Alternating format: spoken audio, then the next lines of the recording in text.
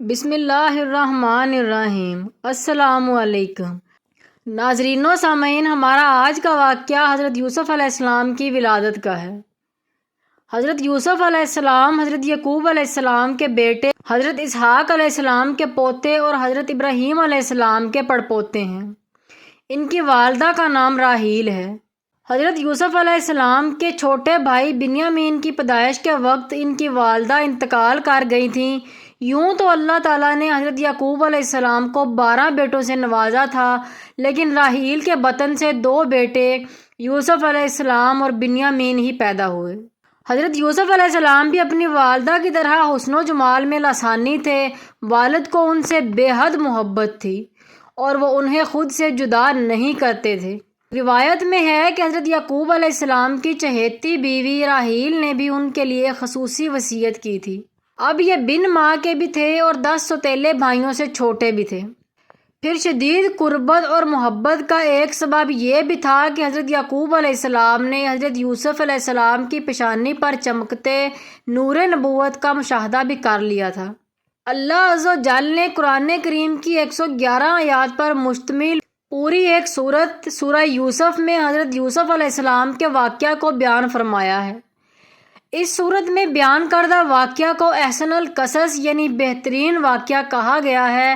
دراصل اس سبق آموز واقعے میں حسد و عناد کا انجام، نفس امارہ کی شورشیں، عبرتیں، حکمتیں، مواعظ و نصائح، انسانی عوارض و حوادث، بشرا لغزشیں، صبر و استقامت اور رضا و تسلیم کے ساتھ اللہ تعالیٰ کے عدل و انصاف اور رحم و کرم کی کرشمہ سازیاں جس دلچسپ اور خوبصورت انداز میں پیش کی گئی ہیں، وہ رہتی دنیا تک انسانیت کے لیے مشعل راہ ہیں۔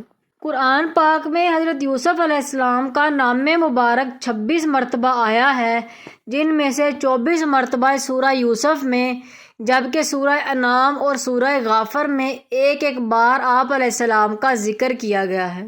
روایت میں ہے کہ جب ان حضرت صلی اللہ علیہ وآلہ وسلم مکہ معظمہ میں تشریف فرما تھے اور آپ صلی اللہ علیہ وآلہ وسلم کی خبر مدینہ طیبہ پہنچی تو وہاں کی یہودیوں نے اپنے چند آدمی اس کام کے لیے مکہ معظمہ بھیجے کہ وہ جا کر آپ صلی اللہ علیہ وآلہ وسلم کی آزمائش کریں۔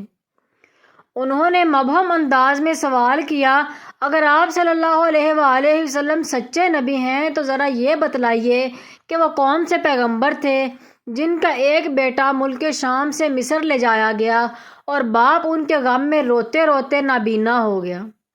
دراصل یہ سوال یہودیوں نے اس لیے منتخب کیا تھا کہ اس کی کوئی عام شہرت نہ تھی اور نہ مکے میں کوئی اس واقعے سے واقف تھا، کیونکہ اس وقت مکے میں اہل کتاب میں سے کوئی نہ تھا جس سے بحوالہ تورات و انجیل اس قصے کا کوئی جز معلوم ہو سکتا۔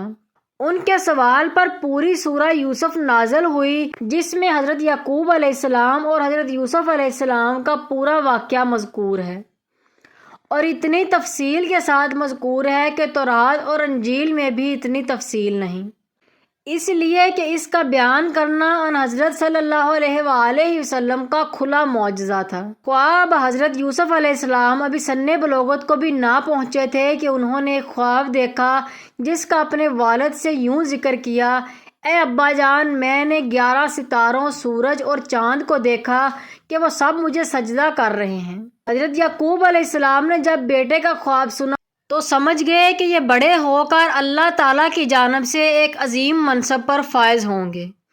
اس لیے انہیں اندیشہ ہوا کہ یوسف کے سوتیلے بھائی ان کی عظمت کا اندازہ لگا کر شیطان کے بہکاوے میں آ کر ان کے دشمن نہ ہو جائیں اور انہیں کوئی نقصان نہ پہنچائیں۔ چنانچہ انہوں نے کہا، پیارے بیٹے، اپنے اس خواب کا ذکر اپنے بھائیوں سے نہ کرنا، ایسا نہ ہو کہ وہ تمہارے ساتھ کوئی فریب کاری کریں۔